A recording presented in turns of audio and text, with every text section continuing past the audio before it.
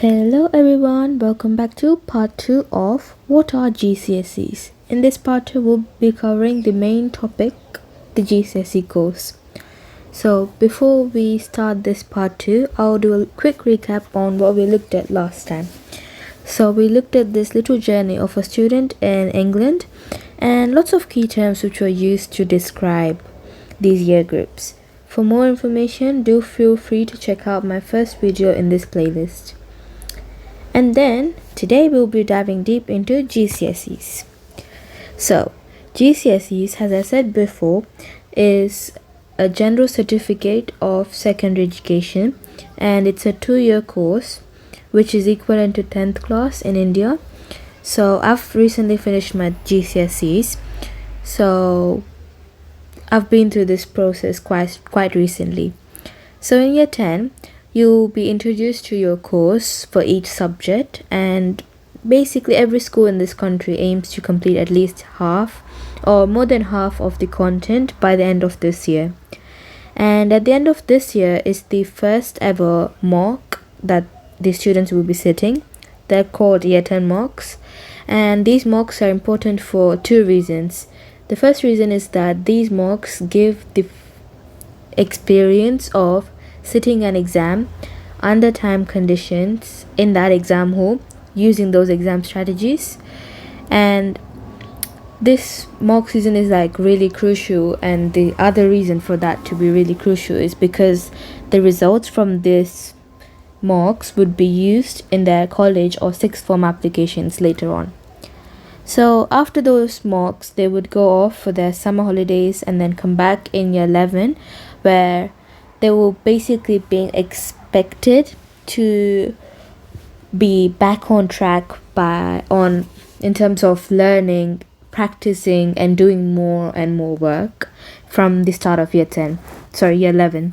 So in year 11, they would come back and continue with their course for each subject, and the school basically aims to complete their full course either by November or before the Christmas break, so that the students can go off in Christmas, have a good preparation for their second set of mocks, which are in January. So these January mocks are like, these results are not that important, but these mocks are really crucial because they really help the teachers to understand how a specific student would need help with to improve their grades. And if a student is already doing brilliant, they should still give their 100% so that they could improve on their 100% more to make sure that they do their GCSEs in perfection. And then there will be few run-up mocks before the exam, like during the exam season, which might not sound that like important, but they're really good for practice, which makes everything perfect. So yeah, after these little mock seasons, it will be the exam season in May. After their exams, they will get the 3 months holidays.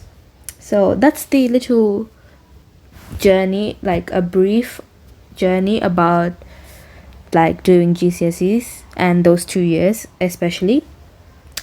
So you could be wondering onto what is actually in this course. Well, there are a lot of subjects, and there are 3 core subjects: English, Maths, and Science. While some schools also consider RE, religious education, as their core subject. And there are also other subjects like languages, options, and humanities. So let's look a bit deep into these subjects. So in English, you have 2 types: English language and English literature.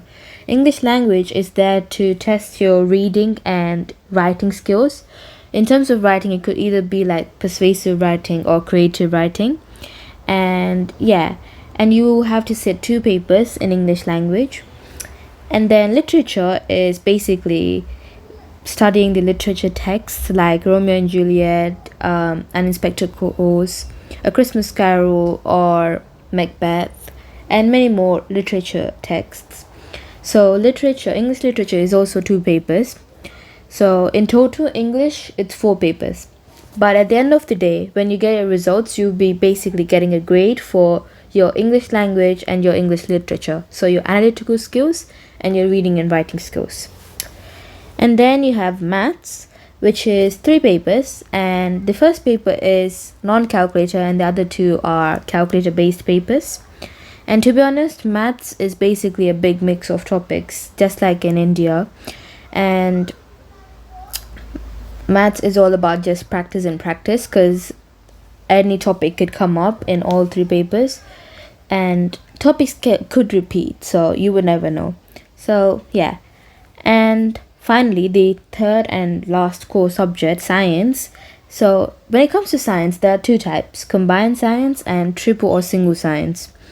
So combined science, there are 2 difference again with these sciences. First one is that combined science has very less content compared to triple science or single science, and students who tend to have a passion towards a career which is less scientific, for example like law or literature based, so they tend to do combined science a lot more because it has less content. And the other difference is that at the end of the day, when you get your results, combined students would be getting their results averaged out. So for example, even though they get separate grades for each of the sciences, chemistry, physics and biology, at the end their results would look like combined science and 5-6 or 6-7, something like that. And for single science or triple science, it's going to be different because they'll be awarded a grade for each of the science. For example, a student would get a 9 in physics, a 9 in chemistry and a 8 in biology. So yeah, that's the difference between the sciences. But the biggest similarity is that they have to sit the same amount of papers. So 2 papers for each of the science. In total will be 6 papers. So those are the core subjects, and then some schools consider this as the core subject. The other core subject is RA, religious education, which is 2 papers, and it's split based on the themes that are available in this spec. And most of the schools do, like my schools, do teach you the 2 main religions, Islam and Christianity. However, some schools do teach the other religions like Buddhism, Judaism or Hinduism. So yeah, that's all about the core subjects. And then we have those fun subjects later on, which are languages, options and humanities.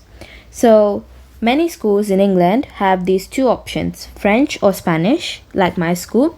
And no matter what language you do, you'll be tested on 4 skills. That's why you have 4 papers. So you have reading, listening, writing and speaking. So 4 papers in total, no matter what language you do.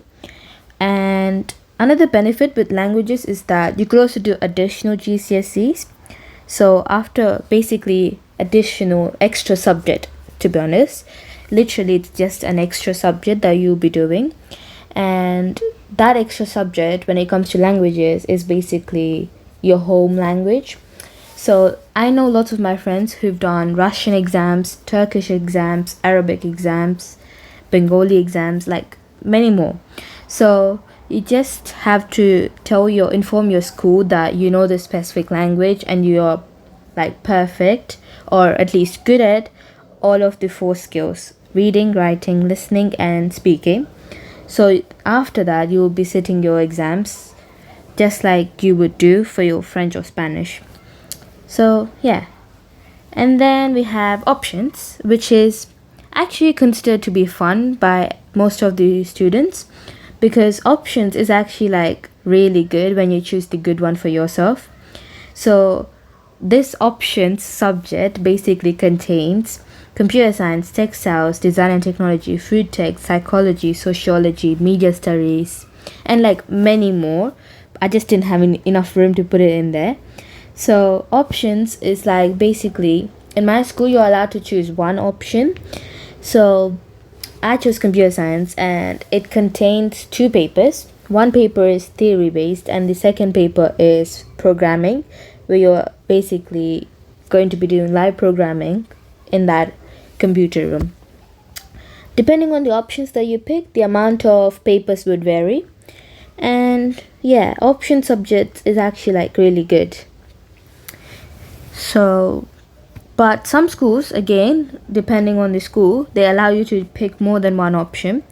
So if you do get the choice to pick more than one option, you're lucky, because it would be a tough decision to take in year 9 or at the end of year 9. So yeah. And then last but not the least subject, humanities. You have two types, geography and history. Geography, you have 3 papers. First two papers are based on the content, and it's like more testing on your skills, like either mathematical or essay writing. And the last paper is based on the fieldwork that you'll be doing over this 2-year course, like one in year 10 and one in year 11. And after that, you have history, which contains 4 papers. And these papers are basically split based on the themes, like Elizabeth, Nazi Germany, America, USA, like they're split based on the themes. And the main difference between geography and history, apart from the content, is that geography students would sit their exams on 3 separate occasions for each of the papers, but history students will basically sit 2 papers in one sitting. So yeah, that's all about the subjects that are in this course for GCSEs. And just like I mentioned, for additional GCSEs or additional subjects that you could do, for example, like languages, you could also do further maths, which is basically an opportunity for you to get good, like basic standard knowledge of year 12 maths. So if you're really looking into going into like science or engineering, or get like aiming to get a maths degree, I would suggest you to do further maths. If you really like love maths, do further maths. If you have any questions, do drop them in the comment section and I'll be replying to them. Feel free to like and share to anyone who you think this content will be helpful to. And in my next part, we'll be looking at the exam boards, because there are actually lots of exam boards that people would think that there are, but they're not that many. So stay tuned for that, and thank you so much.